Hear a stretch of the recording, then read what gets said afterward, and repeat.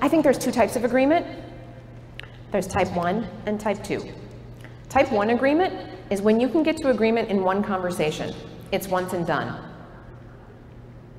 So the woman who is being interrupted, and she talks to her colleague Bill about it, and at the end of that conversation, Bill says, huh, I hadn't realized I was doing that. I'm going to be a little bit more aware of how I'm being in our team meetings. So maybe that can be a once and done. They talk about that, it's done, they've resolved it. Other times it's a type 2 conversation, when there's a history of distrust, or when there's a relationship that has suffered for a long period of time. You can't just fix that in one conversation. That's a type 2. It's going to take 2 or more conversations to reach agreement on that. Every once in a while after I give this presentation, someone will come up to me and they'll say something like, I have a sister that I haven't spoken to in 12 years. I'm going to try this. And I say, okay, it's a type 2. It's a type 2. What would it look like to reach agreement at the first leg, at the end of the very first leg of that process? Well, maybe where you get to, if it's a type 2, is we both agree that this is an issue, we're both concerned about it, we're both committed to working on it. You haven't solved the problem of 12 years, you haven't addressed maybe even the trigger thing that happened 12 years ago, but what you've done is you've reached some agreement that you both care about it, you're both concerned about it, and you want to start working towards it. So if you're in a type 2 conversation, think about reaching agreement as something that's manageable for the amount of time you have for that first conversation. So I want to tell you about a few months ago, I was at a professional association meeting, and I was relatively new to that association. It wasn't a big conference like this, but it was a dinner meeting. So it was a big conference center ballroom, and we're sitting down around the table. And we're going around the table. I intentionally sat at a table where I didn't really know a lot of people because I was relatively new to this group and I wanted to meet more people. So I sit down at the table and we're doing introductions around the table. And the woman 2 seats to the left of me, when she hears my introduction went something like this. I said, my name's Janel Anderson. I run a company called Working Conversations. I work with organizations to have more transparent and effective workplace communication, and I specialize in having difficult discussions. Well, she reaches across the person seated between us. She grabs my wrist and she says, I need to talk to you. I said, okay, how about after the introductions? We visit for a little bit.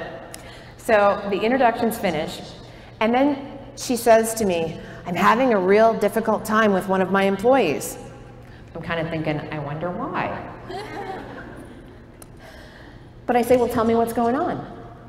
She says, well, I've got 3 people who report to me.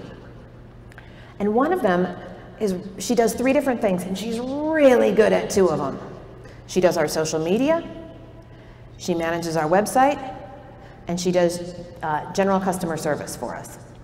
And she says she's really good at the social media, and she's awesome on the phone with our clients. But the website updates just aren't happening. They're not happening to my satisfaction. And I really want to take that part of her job away from her and give it to Tim over in IT, because he's already doing all of our back end stuff. And so if he does the website, it won't be much trouble for him, and I think he'll do a great job at it. I said, so what's the problem?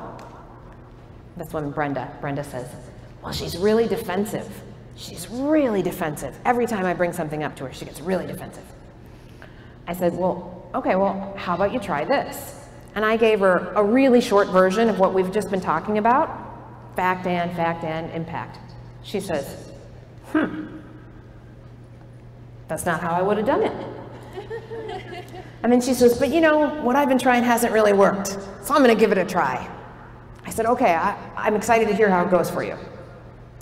So we come back to the same association meeting the following month. And I'm looking for Brenda. I'm scouting the room for her because I want to know how it went.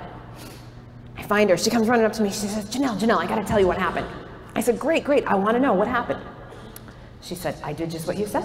I said, tell me everything, exactly how you structured the conversation. What did you say? She said, I said, Jane, you've been working here for 3 years. And in those 3 years, we've given you increased responsibility. And one of those increases in your responsibility has been our social media. And you have shined at social media. You do such an awesome job. We've been able to track new business to the posts that you've put out. That one that you did last month practically went viral. You do a great job at social media. And I'd like to give the website updates to Tim. And you'll have more time to do social media. I said, that sounds fantastic. I said, how did she react? She said, you'll never believe it. She thanked me. She said, I was all ready for her to get all defensive, and when she gets defensive, she can pollute the whole office for like 3 or 4 days because she's mad. She thanked me. I couldn't believe it. So yeah, you could set up a difficult discussion, and at the end of the discussion, the other person thanks you. So then she said, you know, I liked that method so much I started using it around the house. I said, oh, tell me, how did that go? She said, well, here's what I said to my husband. I said, you know, we both like to look at House Beautiful and Better Homes and Gardens, and we kind of always wish our house looked like that. And he's agreeing with her. And then she says, you know, when you leave your tools on the kitchen counter, our house doesn't look like that. She says he starts taking his tools back to the garage.